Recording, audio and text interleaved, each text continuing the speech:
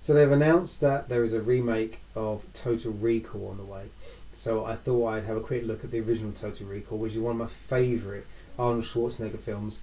And not just my favourite Arnold Schwarzenegger films, one of my favourite films of the 80s and potentially ever. The film is directed by Paul Verhoeven, who also did RoboCop, and he directed Starship Troopers, which are two of my favourite films as well. The guy is action, brutality gold. The film has great special effects. It has great action sequences. It has Michael Ironside, as does Starship Troopers. And I do think, although Clarence Boddicker was perfect in RoboCop, it's a shame that it wasn't Michael Ironside playing Clarence Boddicker. So the film takes place in the near future, well, it's the nearer future now. Basically, Arnold Schwarzenegger's character, Quaid, is a just general blue collar worker, and he fancies going on an adventure holiday. But in the future, you don't go on adventure holidays. You go on them in your mind if you can't afford to actually do the real thing. So he goes to a place called Recall, which will implant the memories of a holiday in his head. And the great thing about Recall is that you don't actually have to be you on holiday. You can be anyone. So it's like if you wanted to be James Bond on holiday, you can be James Bond. They can implant the memories of you meeting beautiful women in exotic places, driving sports cars and destroying secret bases of Dr. Evil, the lot. They can do anything you want. If you want to be a Captain Nemo, if you wanted to be James T. Kirk, they could do this. You could spend your holiday as anyone you wanted. So he goes to Recall, and there's a problem. He actually already has an implant in his head. Now this is where the film takes two of its theoretical tangents. You either go along with the film and think that what you're about to see is the result of him already having had a brain implant, already having a memory put in there, or you can go like the Inception way, the two different paths, or the Neo way, the two different paths, that the entire movie is simply you watching this adventure that has been implanted in his brain. Remember, he is just a blue-collared worker who's going to this place to have a memory implanted in his subconscious. Something so he believes he has truly experienced spy-like action in his lifetime. Now, when something goes wrong and he breaks out and escapes from Recall, are you actually just witnessing the memory they were trying to implant play out, or are you actually witnessing a true, basically a universal conspiracy that stretches from Earth to Mars? So if we just go with the fact that the movie is exactly as it plays out, this is not a dream, it's just how it plays out. So Arnold Schwarzenegger's character has already had a brain implant or a different memory. So he's had his memory erased and he's had a new personality put in with new memories. His wife, Sharon Stone, is actually married to Michael Ironside, who are the bad guys who all work for this one guy called Cohagen, who controls Mars. He controls Mars so perfectly, he even controls the air that people up there breathe. So when he's confronted by his work colleagues, he basically kills them.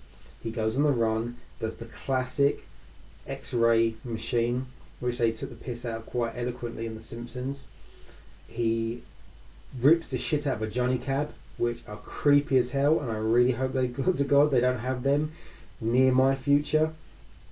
And he finds out that he's actually basically a secret agent who is the only person who can free Mars. He's the Martian Messiah. So he gets on a shuttlecraft to Mars, and he has a fantastic disguise as this weird old fat woman. And when the disguise malfunctions or runs out of battery, or I'm not sure, you have the great scene where bit by bit the mask comes away and reveals Schwarzenegger, and it's the most perfect animatronic 80s effect ever. It's like RoboCop and all these animatronics from the great action movies like Terminator. They look so bad, but they look so great because of how bad they look. So he meets up and he's looking for the mutants and the rebel leader, because he's looking for a psychic who can, Quato, who can basically guide him to this giant alien machinery that is in the centre of Mars that will terraform it so it actually creates breathable air for the population. And again, this goes along with Paul Verhoeven's anti-corporate messages that he put into RoboCop about OCP controlling everything, including the police force, and controlling entire cities. And this goes really well with Total Recall as well, how an evil corporation controls everything. So on Mars, he meets Vinny, the cab driver, and it creates one of the best lines in Schwarzenegger's, "Yo, Vinny, screw you," because this guy is like, "Yo, man, I have 5 kids to feed. Yeah, I've got 6 kids to feed," and he hasn't got any kids. It's a fantastic action romp. It's absolutely brilliant. You've definitely got to check out Total Recall. And the fact that they might even sing Colin Farrell for the role in the remake, just never even see the remake. There's no need to remake this film. It's 80s action cheese gold, solid gold. It's fantastic. The bit at the end where they get sucked out into the Martian landscape and the eyes are all bugging out, it's brilliant. It just looks so good. It looks so fake that it looks just perfect. It's just I know I keep saying about how great things are, and I waste a lot of my videos just going, how great they are. Like, basically we're like, dude. But I just cannot tell you how good these films are. When I talk about them, when I think about them, I just realise just how great they looked at the time. And even now, the memory of the nostalgia factor of watching them again, you just love them. You love the intricate detail that they put into all the masks, all the makeup, all the animatronics. And yes, CGI has a team of animators working on it, and they put as much effort in. For some reason, you don't get that across as much. It's really strange. So I hope they don't remake it.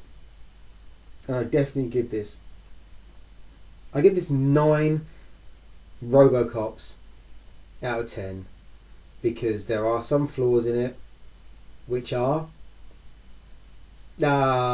tricked you. I give this 10 out of 10. There's no flaws in this movie.